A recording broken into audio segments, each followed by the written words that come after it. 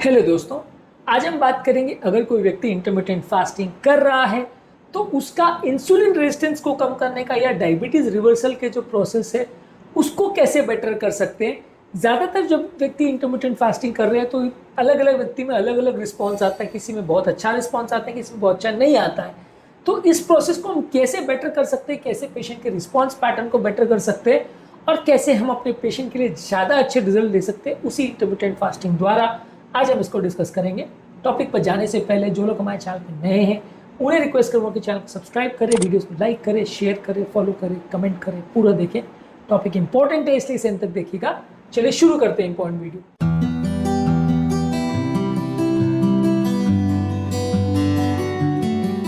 सबसे पहले ज़रूरी ये है कि आप राइट तरह की फास्टिंग शेड्यूल को चूज़ करिए और मैक्सिमम टाइम जितना कर सके उसको फॉलो करिए।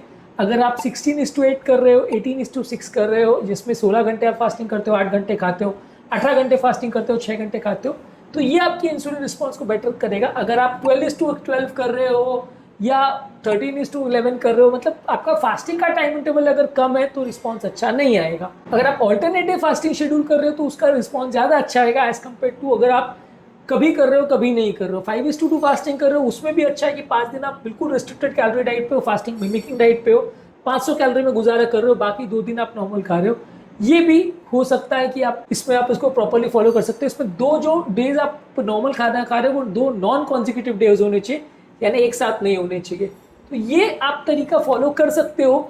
ये सारे फास्टिंग के रेजिमेंट्स अच्छे हैं, लेकिन ज़्यादा अग्रेसिवली करना है, ज़्यादा रेगुलरली करना है और अच्छी तरह से लॉन्ग ड्यूरेशन ऑफ फास्टिंग कर रहे हो तो आपको रिजल्ट्स अच्छे मिलेंगे। अगर आप कभी कर रहे हो कभी नहीं कर रहे हो, कभी फास्टिंग में चीट कर रहे हो, कभी उसको प्रॉपर मेंटेन नहीं कर रहे हो, तो आपको रिजल्ट्स अच्छे नहीं मिलेंगे। इसके अलावा बाकी टाइम जो आप खा रहे हो उसमें डाइट की क्वालिटी को इंप्रूव करिए, उसमें जितना बने कार्बोहाइड्रेट्स को कम करिए, रिफाइंड कार्बोहाइड्रेट्स और शुगर को लगभग बंद कर दीजिए। ये सारी चीज़ें आपके इंसुलिन प्रोडक्शन को बढ़ाती है और फास्टिंग का पर्पस डिफीट होता है। इसके बदले होल ग्रेन जैसे oats, barley, quinoa, brown rice इनको ज़्यादा खाइए, सब्जियां ज़्यादा खाइए, दालें, अंकुरित चीज़ें ज़्यादा खाइए जो धीरे धीरे करके शुगर लेवल्स को रिलीज करती है। उन चीज़ों पर ज़्यादा फोकस करिए। यदि आप प्रॉपर डाइट पर फोकस नहीं करोगे तो आपका फास्टिंग अच्छे से नहीं होगा।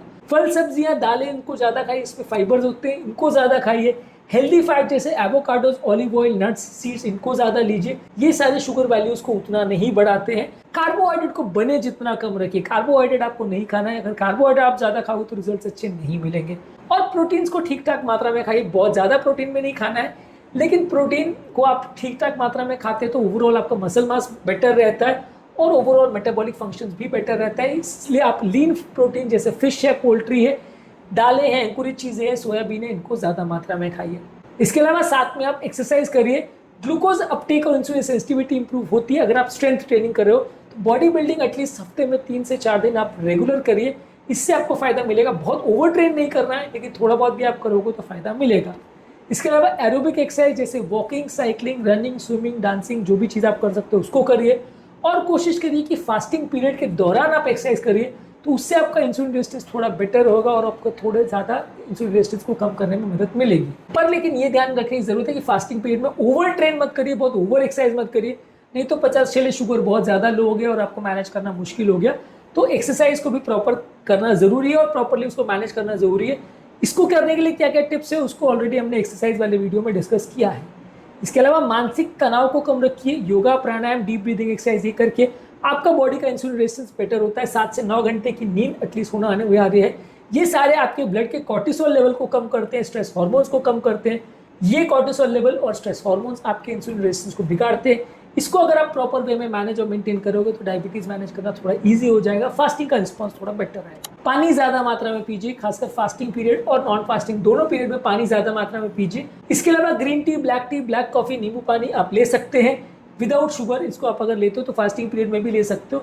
इससे आपका हाइड्रेशन मेंटेन रहता है और ओवरऑल बॉडी का मेटाबॉलिज्म भी ठीक रहता है और भूख भी उतनी ज़्यादा नहीं लगती। फास्टिंग मेंटेन करना थोड़ा इजी हो जाता है। इसके अलावा जब आप फास्ट को तोड़ रहे हो तो उसको प्रॉपर वे में करिए। बहुत ज़्यादा हाई शुगर और कार्बोहाइड्रेट्स वाली चीज़ों को लोगे तो जो इंसुलिन रेजिस्टेंस का जो आपने कम किया था उसका बेनिफिट काउंटरैक्ट हो जाएगा और सडनली शुगर स्पाइक होगा, जो कि अच्छा नहीं है।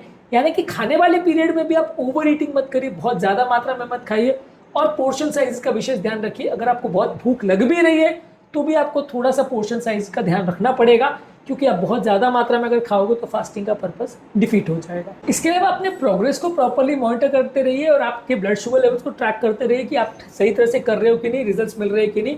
और इसको अगर आप प्रॉपर वे में नहीं कर पा रहे हो तो उसमें कुछ चेंजेस भी करने पड़ेंगे। आप अगर मान लीजिए कि अगर आपका फास्टिंग रेजिमेंट वर्क नहीं कर रहा है, इंसुलिन रेजिस्टेंस कम नहीं कर रहा है, तो उसको चेंज करिए, दूसरी स्ट्रैटेजी अडॉप्ट करिए, ज़्यादा अग्रेसिव करिए, खाने पीने में ज़्यादा चेंजेस करिए। तो एक आपको बैलेंस मिलेगा जो आपके लिए ज़्यादा वर्क करेगा। हर पेशेंट अलग अलग फैक्टर्स की वजह से अलग अलग रिस्पॉन्स कर सकता है, तो आपको ये देखना पड़ेगा कि आपके केस में कौन से फैक्टर्स हैं जो आपको बेटर रिजल्ट देते हैं, उनके साथ एक्सपेरिमेंट करना पड़ेगा और उसको फॉलो करना पड़ेगा। इसके अलावा आप मैग्नीशियम सप्लीमेंट ले सकते हैं जो कि ग्लूकोज प्रोडक्शन और इंसुलिन प्रोडक्शन दोनों चीज़ों को मैनेज करता है, इंसुलिन सेंसिटिविटी को चेंज करता है, इसलिए मैग्नीशियम सप्लीमेंट ले सकते हैं। ओमेगा 3 फैटी एसिड्स ले सकते हैं जैसे salmon, mackerel, tuna, sardine fish में होता है, फ्लैक्स सीड, चिया सीड्स और वॉलनट्स में होता है। ये बॉडी के इन्फ्लेमेशन को कम करता है, इससे भी इंसुलिन रेजिस्टेंस कम होता है। और आप बेरबरीन करके एक फ्रूट होता है, ये भी एक प्लांट कंपाउंड है, इसको भी आप ले सकते हैं, ये भी इंसुलिन रेजिस्टेंस को कम करता है और ब्लड शुगर लेवल्स को कम करने में मदद करता है। तो ये सारी चीज़ों को आप एक्स्ट्रा सप्लीमेंट्स की फॉर्म में ले सकते हैं, इससे भी आपका इंसुलिन रेजिस्टेंस को कम करने में मदद मिलेगी। Finally at the end of the day जरूरी है कि फास्टिंग के शेड्यूल से लगे रहें, मेंटेन करते रहे। जितना आप लंबे समय तक इसको करोगे उतना ज़्यादा आपको अच्छे चेंजेस मिलेंगे, उतना ज़्यादा सिग्निफिकेंट फायदा मिलेगा। यदि आप शॉर्ट ड्यूरेशन को करके छोड़ देते हो तो आपको फायदा नहीं मिलेगा और आपको लॉन्ग टर्म बेनिफिट्स नहीं होंगे। ये सारी चीज़ों को एक जीने की आदत बना के लंबे समय तक इसे मेंटेन करेंगे तो बीमारी को आप मेंटेन मैनेज कर पाओगे। जब भी आप इसे छोड़ोगे, जब भी वापस अपनी नॉर्मल लाइफस्टाइल में चले जाओगे तो वापस से बीमारी पलट के आ सकती है, फिर से प्रॉब्लम चालू हो सकती है। इसलिए इस पर कंसिस्टेंट रहना, डेली बेस पे करना और मिस नहीं करना अपने शेड्यूल्स को, ये बहुत ज़्यादा ज़रूरी है, तभी आपको अच्छे रिजल्ट्स मिलेंगे। आज के टॉपिक में हमने बात करी कि इंसुलिन रेजिस्टेंस के रिस्पॉन्स को इम्प्रूव करने के लिए फास्टिंग के दौरान क्या क्या इंपॉर्टेंट स्टेप्स आप कर सकते हो, क्या क्या चीज़ें हैं जो आपके डायबिटीज़ रिवर्सल के प्रोसेस को ज़्यादा बेटर बना सकती है और फास्टिंग के रिस्पॉन्स को ज़्यादा अच्छा बना सकती है। इसको ज़रूर ध्यान रखिएगा। उम्मीद करूंगा कि आज के टॉपिक में कुछ नई बातें जानने को मिली होगी। फास्टिंग संबंधित, वेट रिडक्शन संबंधित और डायबिटीज़ मैनेजमेंट संबंधित हमने बहुत सारे वीडियोज़ किए, इनको जरूर चेकआउट करें। टॉपिक एंड करने से पहले जो लोग हमारे चैनल पर नए हैं उन्हें रिक्वेस्ट करूँगा कि चैनल को सब्सक्राइब करें, वीडियोस को लाइक करें, शेयर करें, फॉलो करें, कमेंट करें।